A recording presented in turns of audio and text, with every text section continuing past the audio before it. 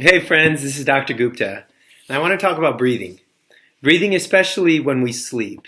All of us, our bodies need oxygen 100% of the time. We have so many tissues, muscles, organs that their only way to operate is with the use of oxygen.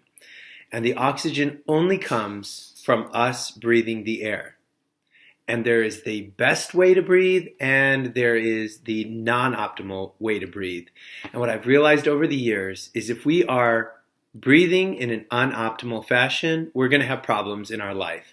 Um, when we don't breathe well, as kids, as little kids, that often is associated with ADD and bedwetting and difficulty in school. It's associated with snoring and mouth breathing. But as we get older, untreated, undiagnosed, or just unidentified difficulty breathing when we sleep at night, it's associated with things like depression, anxiety, psychological disorders, heart problems, diabetes, and of course, Alzheimer's and premature death. All of these things are things that can be avoided if we just knew a little bit more. And that's why I want to be here with you today. So in my office, I'm a dentist, and we see lots of kids. And these three kids, for the first 1/3 of my career, I saw these kids as just normal, everyday kids. They're just normal kids. And I would look in their mouth. I would see they didn't have gingivitis. They didn't have cavities. And I'd say, look at you. You're healthy. Way to go, healthy kid. And I would let them be on their way. But there's two things that really jump out at me about all three of these kids. Number one is they all have a little bit of dark circling around their eyes. And the other thing is they have a double chin. And I used to associate with dark circles as just something that happens when you're tired. Maybe they're not getting enough sleep. And I associated with a double chin with just a little bit of too much excess body fat, excess weight. And I didn't realize how wrong I was. See, because these kids, if we don't identify something wrong with their breathing early, they're going to have much more difficulty to thrive as they become adults. And what I'd like to do in the next 15 or 20 minutes is explain why I feel that way. See, all of the problems that are up here, drowsiness, nightmares, sleep issues, ADD, restless sleep, bedwetting, dark circles under the eye, difficulty in school, snoring. These are things that we notice. And sometimes we say, oh, this is so noticeable, it's a problem. I need to go and have it looked at. But what if I told you that all of these things could be associated with one particular cause? And that cause is a compromised airway. An inability to breathe, whether it's while we're awake or while we're asleep, which is much more common. We are not breathing. We're not getting oxygen to completely to support our bodily functions. And all of these problems occur because of this compromised airway. And why do we have a compromised airway? Well, that gets a little bit more complicated, which I'm going to talk about. See, this, for a long time, in my opinion, was just kind of like an ugly smile, I guess. It just, I would see this kid and I'd say, oh, you don't have any cavities, you don't have any gum disease, but your smile isn't as aesthetically pleasing. I'm going to send you to an orthodontist, and that orthodontist is going to fix everything up. And they're going to make that smile good. But the weird thing is that now in 2020, I see a lot of kids that look like this. I see a lot of kids that look like this, and I see a lot of adults who looked like this when they were kids and never got it fixed. And the question is why? Why do people look like this? Why are so many children today growing up with abnormal development, specifically a kind of a V-shaped arch where the two teeth in the front kind of look like they're bucked forward? Because that never happened 400 years ago. 400 years ago, the human skeleton, 400 years ago, 1,000 years ago, 5,000 years ago, the human skeleton, it just never looked like that. You wouldn't find kids with buck teeth. You wouldn't find adults that had buck teeth. Everybody's arch was wide. That's how it used to always be. Why? Why is that? How is it that just 400 years ago, humans didn't have buck teeth, but now so many of them do? Well, I think the answer can be found if we just go to third world countries. If you go to third world countries where it's a little bit poorer, You don't find buck teeth either. You actually instead find really wide arches. When I say arch, I mean the horseshoe shaped that is made if you look at the arch of their teeth. I'll show you. See how that's a U shape? That U shape should be wide and broad. It should never look like an A. It should never be pointy at the end. And if you go to third world countries, they don't have a V-shaped arch. What do they have consistently? Well, they breastfeed for a lot longer than Americans, Western Europeans, and Australians do. They start eating hard food at a much earlier time in their life. And as a result, they have perfectly formed upper and lower jaws. More importantly, they very rarely are associated with snoring, sleep apnea, and any of the associated breathing disorders while asleep. Why is that? Well, first, the reason that we are suffering so much in more wealthy, prosperous nations is that in wealthy and prosperous nations, we don't breastfeed for as long, so a lot of kids don't breastfeed at all. And because of that, kids don't start to develop that chewing motion. And the chewing motion that occurs during breastfeeding, it starts to strengthen the muscles of the lip, the cheek, and the tongue. And so those muscles never get to develop. And then when they're old enough, instead of giving them hard food, we give them soft food. We're constantly, kids are not given stuff to actually chew on until much, much later in their life. They should be chewing early. They should be breastfeeding where they have to masticate, and they have to be eating harder food. Because when you eat harder food, the muscles that are required to eat that harder food, those muscles start to develop. Muscles of the mastication, muscles of the lip, the tongue, the cheek, those muscles start to develop. And they never do. They rarely do in Western civilization. I know my two kids, we were pureeing their food for a long time. And so what we're finding is that people with these V-shaped buck teeth, it's not inherited.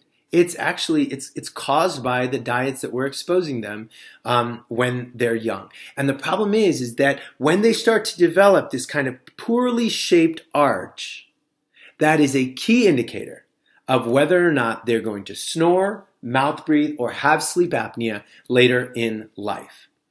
It is early soft diet that prevents the development of muscle fibers and results in a weaker arch, crowding of the permanent teeth, and therefore sleep disordered breathing. See, because the tongue is what gives us a wide arch.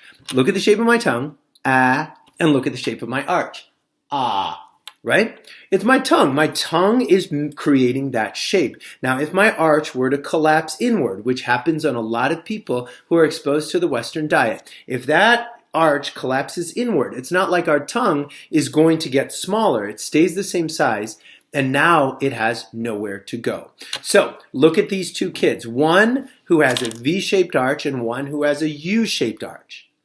The person on the right has room for their tongue. The person on the left does not have room for their tongue. And what I've learned about sleep disordered breathing, it's all about the tongue. Where does the tongue go when we sleep at night? The person on the right, their tongue smashes right up against their palate and their airway is maintained open.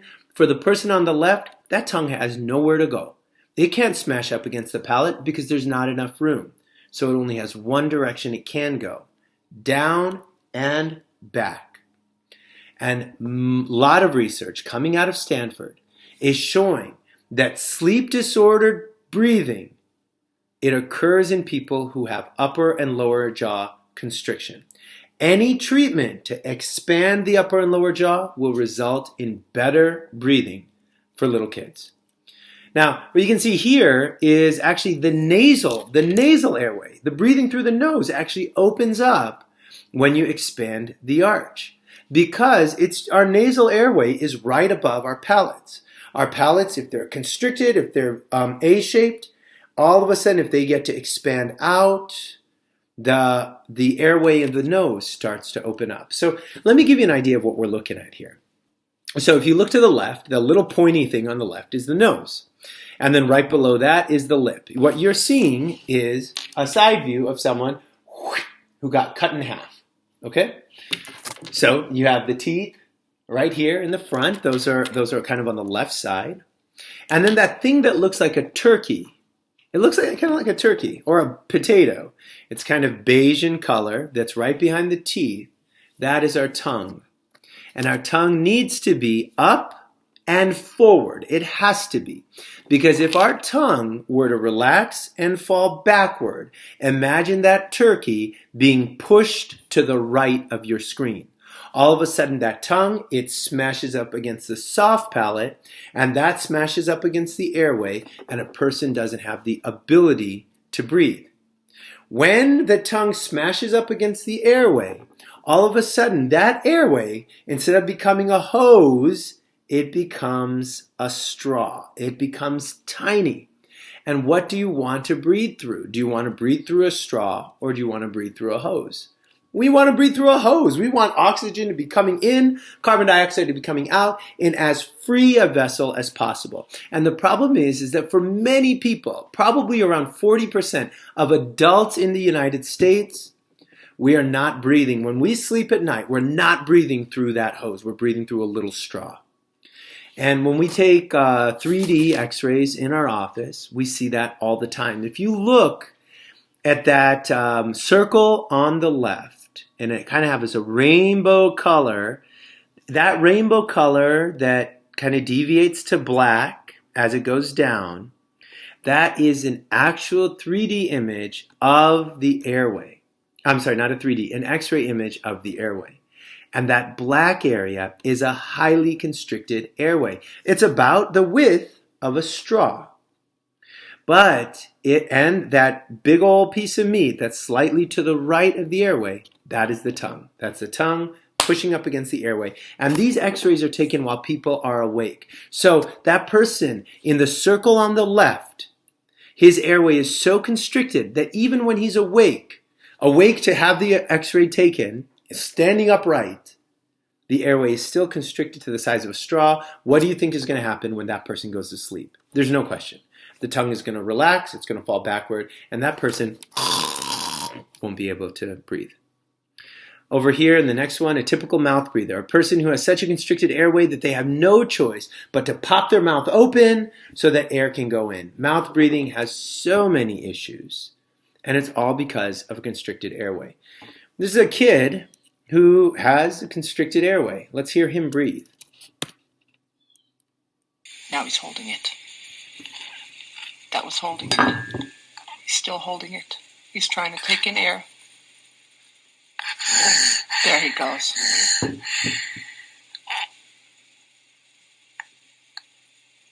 Okay, now watch. He's holding it. He's holding it. He's holding it. He's holding it. He's still holding his breath, and now he's going to gulp again. There he goes. That was it again. And again. And what I think is so depressing about this video is that this kid, it doesn't sound like he's snoring, does it? I mean, his mouth is popped open, he's a mouth breather, fine. But it doesn't sound like he's snoring. It's not that obvious. Fortunately, it looks like he's in the car in this photo, and the mom was able to see, like, dude, my kid's not breathing. And so sometimes when we ask people whether they snore, they say, no, I don't snore. But I feel like crap when I wake up. I have high blood pressure. I grind my teeth. I do all of the things that are associated with sleep disordered breathing, sleep apnea.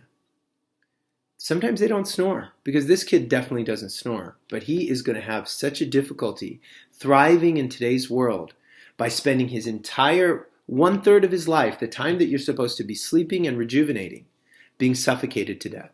And that's what's happening to too many adults. And the key to this is the shape of our arch and the placement of our tongue. So, a lot of research has been done in this. Kids who have sleep disordered breathing, they have a lower IQ. Kids who have a sleep disordered breathing, they wet the bed longer. Kids who have sleep disordered breathing, they have ADD and ADHD. These kids, they grow up to be adults. And all of those issues, bedwetting, ADD, behavior issues, lower IQ, all of these things that could have potentially been prevented, they stay with them into adulthood. And now these kids who are now grown up to be adults, they start having difficulty maintaining a healthy body weight. They start having difficulty with maintaining a healthy heart, with maintaining healthy vessels that are free of cholesterol. These are people who have difficulty maintaining energy or having the attention span. These are kids who started off with sleep disordered breathing who are now adults with sleep disordered breathing, only their issues become adult issues. And it's all about the airway. It's about our ability to breathe when we sleep at night. And if we can do whatever we can to expand our arches, to make it so that our tongue has a place to go and maintain a healthy open airway, our ability to thrive is going to be so much higher. I want to end by just asking you, now most of you who are listening to this are adults yourself, and you have to ask yourself, is my kid breathing optimally when they sleep at night? Is my spouse breathing optimally, and what about me? And there are ways to do this. Some of them are invasive and intense and difficult, and some of them are simple. But the first thing we have to ask ourselves is it me? Am I struggling? And what I would recommend you do is talk to your doctor, talk to me if I happen to be your dentist, or talk to your dentist. But don't take this lying down. This is too easy to fix. It's too easy to identify, and it might send you on a trajectory for a much higher quality life. And so think about that. Increasing airway is something that we can do, but it takes a little bit of work, and the first step is to identify it. My contact information is here. North Ridgeville Family Dentistry is my practice website. However, if you go to northridgevillefamilydentistry.com and then click on either one or the two links that involve sleep, you can learn a lot more about what therapies are involved, what are things that you can do right now at home when you're about ready to go to sleep that'll increase your chances of having the healthiest sleep possible. I hope you enjoyed today's lecture, and please look for opportunities to identify this extremely debilitating problem in today's society. Thanks a lot.